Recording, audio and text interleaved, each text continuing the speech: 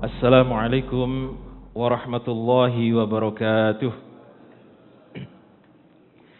Bismillah, alhamdulillah, wassalatu wassalamu ala rasulillah, la hawla wa la quwwata illa billah, amma ba'd. Puji syukur kepada Allah subhanahu wa ta'ala atas semua limpahan karunia nikmatnya. Salawat serta salam mari kita selalu haturkan kepada Nabi kita Muhammad sallallahu alaihi wasallam. Mudah-mudahan kita mendapatkan syafaat beliau hingga yaumul akhir. Amin ya rabbal alamin. Para bapak, ibu dan jamaah sekalian, pada pertemuan yang lalu kita membahas tentang ada seorang pemuda yang melapor kepada Sayyidina Umar bin Khattab karena dipukul oleh siapa kemarin, Pak? Putra dari Amr bin As, yaitu gubernur Mesir pada waktu itu.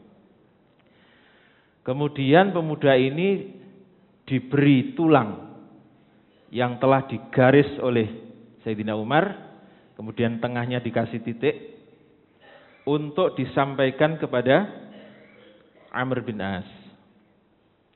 Nah, begitu sampai di depan Amr bin As, gulungan itu dibuka. Ternyata isinya adalah tulang. Begitu tahu isinya, tangan daripada Amr bin As ini langsung bergetar. Wahai Allah, ada salah apa kami ini? Kami ini salah apa?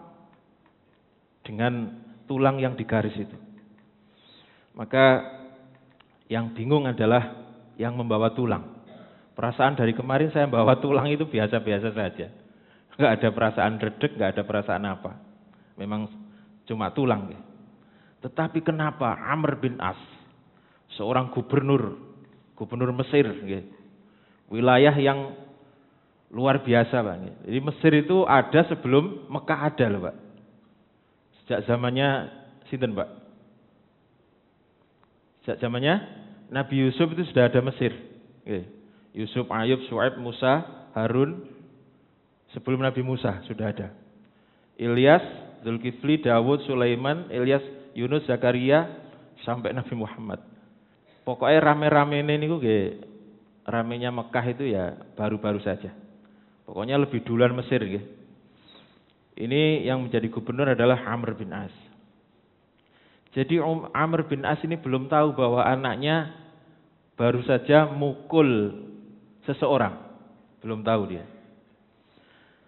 Karena penasaran, pemuda tadi kemudian bertanya, wahai gubernur, apa maksud tulang itu sehingga engkau gemeteran? Maka Amr bin As kemudian mengatakan, siapa yang tidak gemeteran? Tulang ini seakan-akan mengatakan, wahai Amr bin As, siapapun kamu, sebentar lagi akan menjadi tulang seperti itu. Istrimu, anak-anakmu juga akan menjadi tulang seperti itu. Maka kamu harus lurus. Hidupmu harus lurus dan berlaku adil. Tetapi jika tidak bisa berbuat lurus dan tidak bisa berbuat adil, maka pedangku ini yang akan meluruskanmu. Masya Allah. Pesannya tajam sekali, Pak. Jadi Amr bin As ini dikasih tulang itu 2 kali. Yang pertama masalah anaknya, yang kedua masalah dia akan menggusur seorang yang sudah tua. Orang tua ini agamanya beda, non-muslim. Tempat itu akan dibuat masjid, kemudian non-muslim ini akan digusur, dipindah ke tempat yang lain. Ternyata non-muslim ini lapor juga kepada Sayyidina Umar. Masya Allah. Akhirnya dikasih tulang juga. Ini nggak jadi. Masya Allah, ini tulang. Maka dengan rasa penasaran dan rasa takut itu, Amr bin As segera mengumpulkan seluruh keluarganya, karena memang dia tidak tahu keluarga siapa atau anggota keluarga yang mana yang telah melakukan kesalahan. Kemudian ia bersama-sama keluarganya menghadap Sayyidina Umar bin Khattab di Madinah. Sesampainya di Madinah, Umar kemudian mulai berbicara. Wahai Amr bin As, ada salah satu putramu yang ikut lomba pacuan kuda, tetapi dia kalah, kemudian dia memukul orang yang telah memenangkan lomba tersebut. Coba mana anakmu yang telah memukul orang itu? Tadi Amr bin As tahu nama dereng, Pak? Belum tahu. Maka Amr bin As pun menoleh kepada putra-putranya. Siapa di antara kalian yang telah berbuat seperti itu, yaitu mukul orang? Kemudian satu di antara putranya, saya wahai ayah, saya yang telah memukul orang itu. Kenapa kamu memukul? Sebab seakan-akan dia mengejekku dengan ekspresi kemenangannya. Mungkin joget-joget terus merasa tersinggung. Seakan-akan dia menghinaku dengan ekspresi kemenangannya. Lalu Sayyidina Umar memanggil orang yang dipukul tadi dan mengatakan, sekarang engkau balas anak yang telah memukul kamu.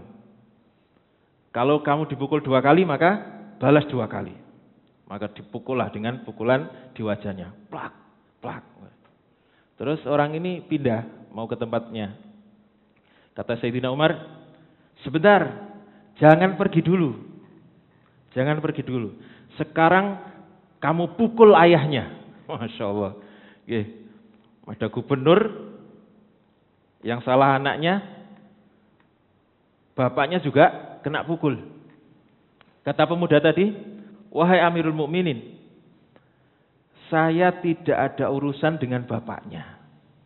Yang mukul saya itu putranya. Yang mukul saya adalah putranya. Kata Umar, anaknya begitu itu karena bapaknya. Kalau bapaknya bukan pejabat, dia tidak akan berlaku seperti itu. Apa yang kemarin dikatakan oleh putranya Amr bin As ini.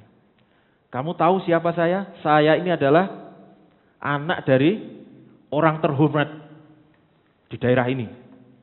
Anak pejabat. Kira-kira begitu. Nah, kemudian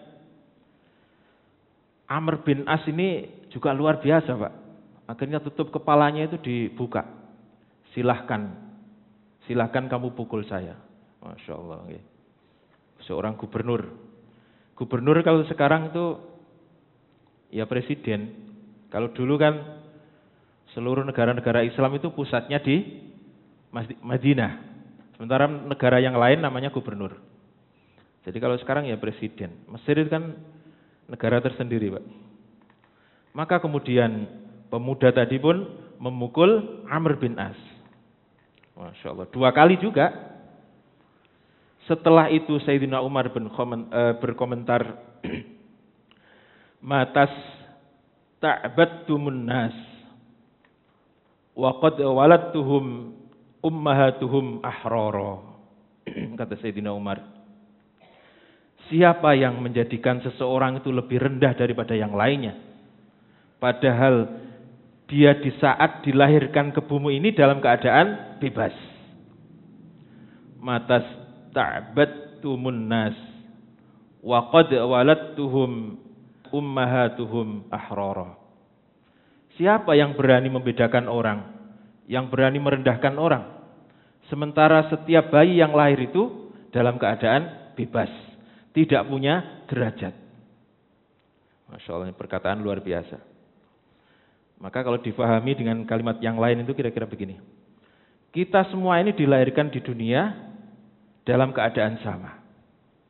Kenapa sebagian orang kemudian merendahkan yang lain?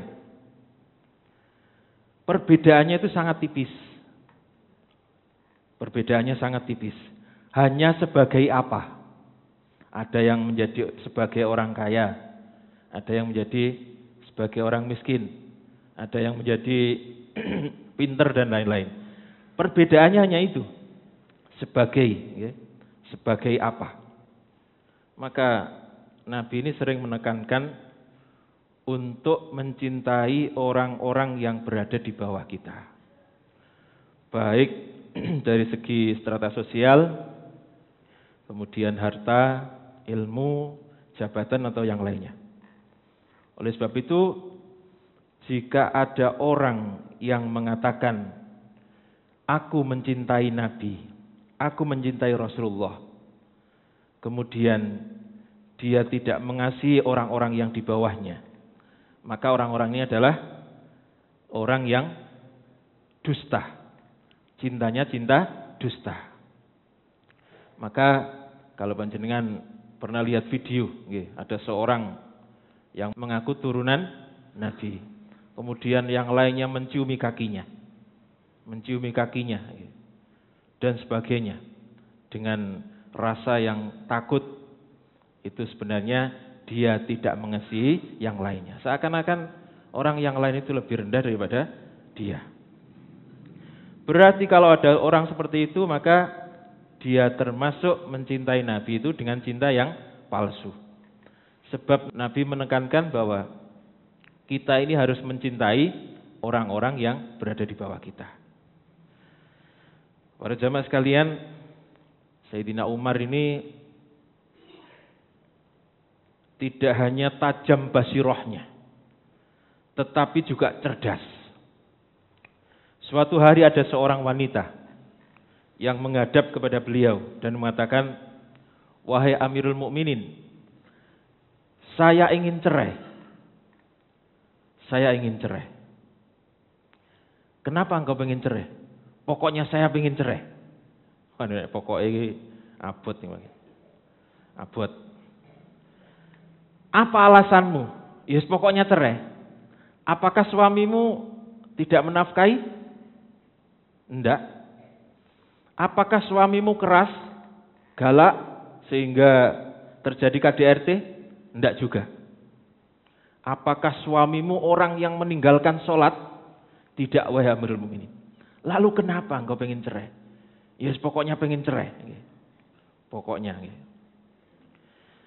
Jadi pengen cerai tapi alasannya tidak ada. Nah, kemudian Sayyidina Umar mengatakan, baik, 3 hari lagi kamu kembali ke sini. Akan saya putuskan masalah ini. Kira-kira begitu. Nah, setelah wanita ini pergi, pulang, Sayyidina Umar kemudian memanggil Ibnu Abbas, kemudian Ali bin Abi Thalib, dan Abdullah bin Zubair, putra daripada Zubair bin Awam. Lalu mereka disuruh untuk mencari orang yang menjadi suami wanita tadi. Disuruh tanya-tanya, Guleono, siapa suami dari wanita tersebut? Maka ketika ketemu, laki-laki ini diminta untuk menghadap Sayyidina Umar. Nah, ternyata setelah ketemu, laki-laki ini datang, waduh, rambutnya dekil, gak tahu keramas paling, keramas ngunteni udan paling, Masya Allah, rambutnya dekil, jenggotnya acak-acakan, aut-autan, kumisnya juga demikian, terus bajunya pun kelihatan lusuh dan kotor, koyoke ya dipakai 2 minggu atau berapa itu tidak ganti-ganti. Masya Allah. Jadi Sayyidina Umar, pantesan sing wedok njaluk cerai lah, modelnya kayak begitu. Lah orangnya kayak begini, tidak bisa merawat diri. Lalu kata Sayyidina Umar, wahai Ali, tolong permak orang ini, permak nih, golek salon terbaik ya. Kalau sekarang mungkin salon ya. Rambutnya nanti dikerimbat, dikeramasi ya, berapa kali gitu ya, sampai keset. Kumisnya dicukur yang rapi, jenggotnya juga demikian, terus kulitnya nanti dilulur, biar kelihatan apa Pak? Glowing kalau sekarang ya, glowing. Kemudian ganti bajunya dengan baju yang bagus. Lalu disemprot minyak wangi. Masya Allah. Kemudian setelah itu baru istrinya dipanggil. Istrinya dipanggil. Jadi kira-kira setelah 3 hari kemudian istrinya dipanggil. Wahai Amirul Mukminin, engkau telah berjanji kepadaku. 3 hari yang lalu, engkau telah berjanji kepadaku bahwa saat ini engkau akan memutuskan urusanku. 3 hari ini suamiku juga tidak pulang-pulang. Enggak ada kabar juga. Karena dipermak tadi Bang. Kata Sayyidina Umar, sebentar. Jadi kamu pengen tetap cerai? Iya. Yakin 100%. Yakin 100%. Lalu Sayyidina Umar memberi kode kepada laki-laki tadi atau suaminya untuk masuk dan memegang tangannya. Maka laki-laki itu kemudian masuk terus memegang istrinya, memegang tangannya. Apa kabar wahai istriku? Begitu ada yang merasa terpegang, wanita ini langsung menoleh dan mengatakan, wahai hak, celaka kamu. Celaka kamu, siapa kamu berani megang-megang saya? Gak kenal Pak. Masya Allah. Gak kenal sampean. Celaka kamu berani megang-megang saya. Apalagi di depan Amirul Mukminin. Pangling, kalau sekarang pangling. Kamu itu bukan mahram, berani-beraninya memegang saya. Saya ini masih punya kehormatan. Akan saya adukan kamu kepada suamiku. Jelek-jelek begini saya masih punya suami. Masya Allah. Maka Sayyidina Umar kemudian senyum-senyum. Kamu tahu siapa dia? Sambil menoleh wanita ini mengatakan, kok mirip suamiku wahai Amirul Mukminin. Masya Allah. Kok mirip suamiku? Kata suaminya, wahai istriku, apa kamu lupa pada saya? Saya ini suamimu. Enggak, yang benar saja. Suami saya tidak seperti ini. Kata begitu. Maka kemudian Sayyidina Umar meyakinkan bahwa dia itu adalah memang benar-benar suamimu. Nah, sekarang masih pengen cerai. Apa kira-kira Pak jawabannya? Dengan malu-malu kemudian, enggak wahai Amirul Mukminin. Masya Allah. Enggak jadi cerai Pak. Masya Allah. Inilah Sayyidina Umar. Beliau ini garang di sisi lain, tetapi di sisi lain juga punya kelembutan. Yang begitu-begitu itu diurusi. Bukan hanya masalah perang dan lain-lain. Tetapi kelembutan hatinya luar biasa. Sehingga para ulama sirah itu mengatakan, Sayyidina Umar itu kalau buah seperti buah, nah Pak, seperti buah duren. Luarnya kasar, koyoknya keras medeni, tetapi isinya lembut dan enak. Kira-kira begitu. Nah, para jamaah sekalian, setelah peristiwa itu, tadi yang dipanggil siapa Pak? Siapa saja? 3 orang yang dipanggil Sayyidina Umar. Sinten?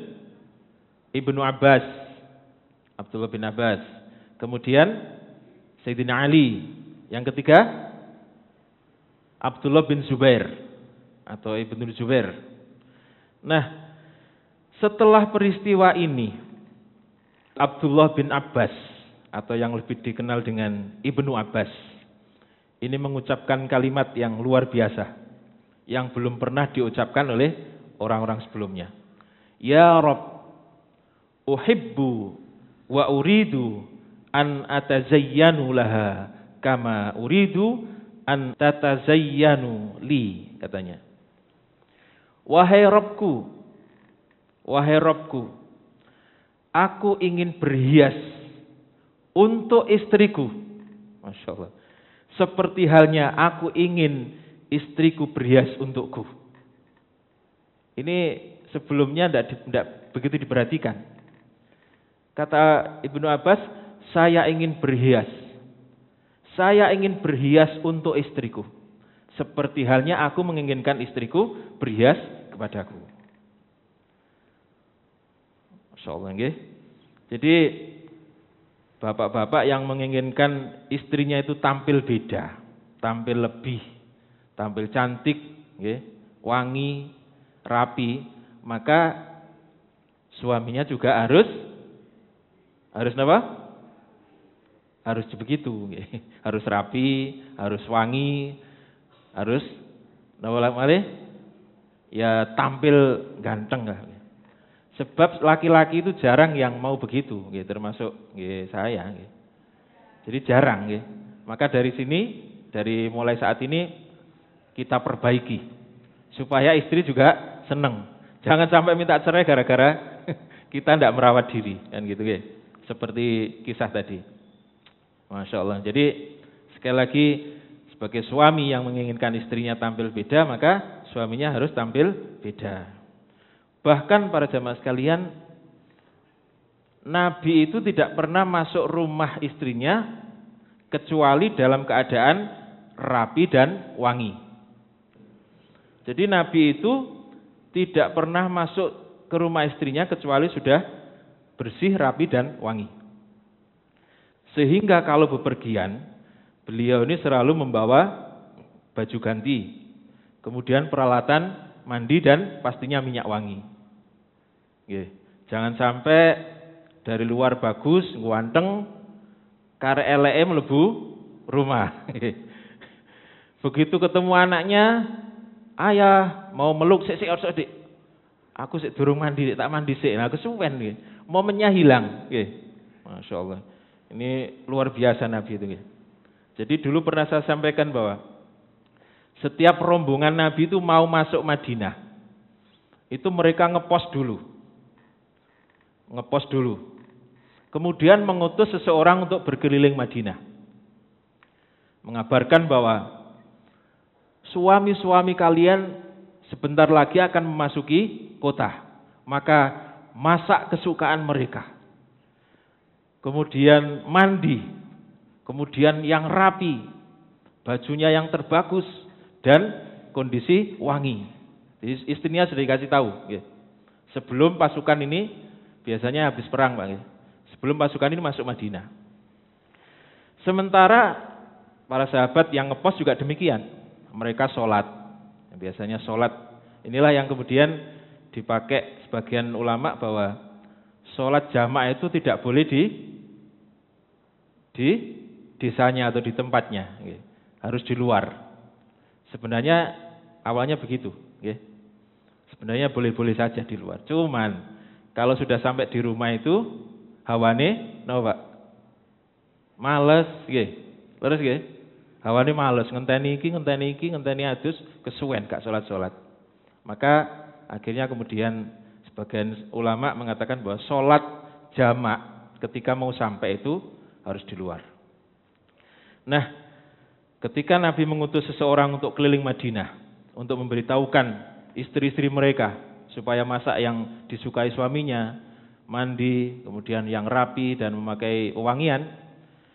Yang ngepos juga demikian, disuruh Nabi mandi, rambutnya dirapikan, kumis dan jenggotnya juga disuruh merapikan. Kemudian memakai baju terbaik dan memakai minyak wangi. Masya Allah. Nabi ini Pak yang nyuruh.